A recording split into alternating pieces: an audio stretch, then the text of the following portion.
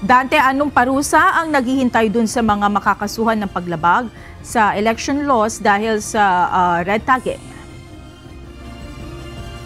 Magandang gabi, Monica. Dahil ito ay election offense, ay mabigat na parusa ang kakaharapin ng sino mang lalabag dito, kabilang na ang pagkakakulong at gayon din ang tuluyang pagkadiskwalipika sa pagboto at gayon din sa pagtakbo.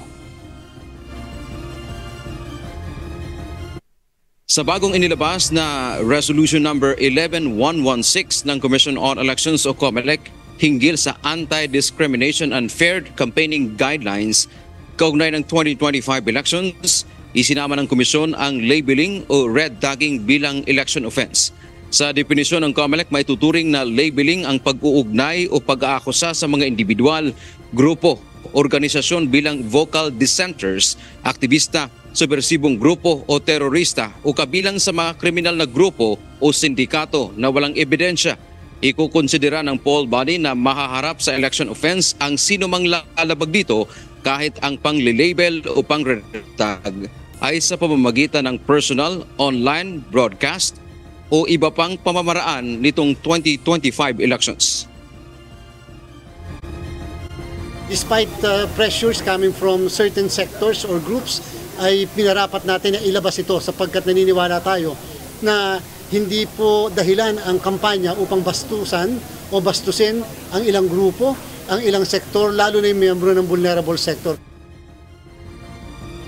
Pagkakakulong ng hanggang 6 na taon at tuluyang pagkadiskwalipika sa pagtakbo at pagboto ang parusa ng election offense.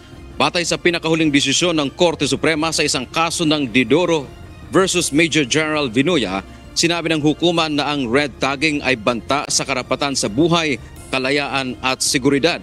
Pasok din sa election offense ang diskriminasyon o panghahamak sa mga nasa vulnerable sector tulad ng may kapansanan, kababaihan at mga nasa ibang kasarian.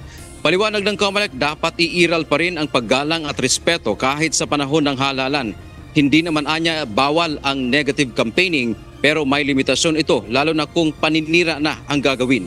Samantala, Monica, inamin ni Chairman George Erwin Garcia na offended o nasaktan sila sa kanilang natanggap na sulat mula sa isang ahensya ng pamahalaan na tutol sa kanilang hakbang na ipagbabawal ang labeling o red tagging sa panahon ng halalan. Paliwanag nito, sa sulat ay lumalabas na ang buong komisyon ay nire-red tag ng ahensyang ito na ang layon lang naman nila ay magkakaroon ng maayos na halalan na walang diskriminasyon. Dagdag pa nito, bilang sila ay Constitutional Commission, huwag hamunin ang kanilang kapangyarihan lalo na ngayong halalan.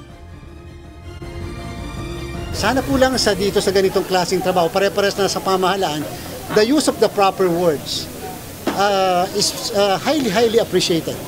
Nakakatakot naman kung ang mismong Commission on Elections ang ire-red tag. Hindi po ba?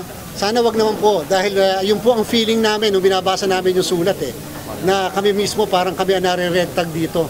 Di ba? Nasa pamahalan tayo pare-pares, and take note, we are a constitutional body. Maa-abolish sila, hindi kami.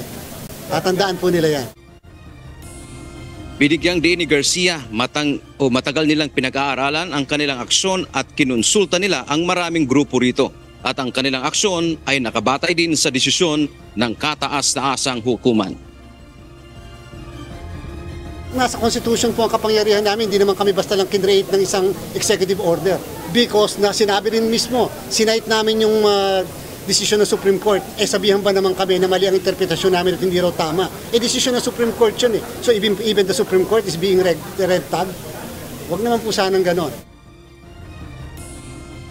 Monica, nangako nga ang COMELEC na inaasahang sa mga susunod na araw ay lalabas nila itong sulat na mula nga sa isang sinasabing ahensya ng pamahalaan na tutol dito sa kanilang hakbang. At ang tiniyak nga ng COMELEC, makikita doon sa mismong nilalaman, doong mga ginagamit na mga salita sa sulat ay kung bakit sila nasaktan.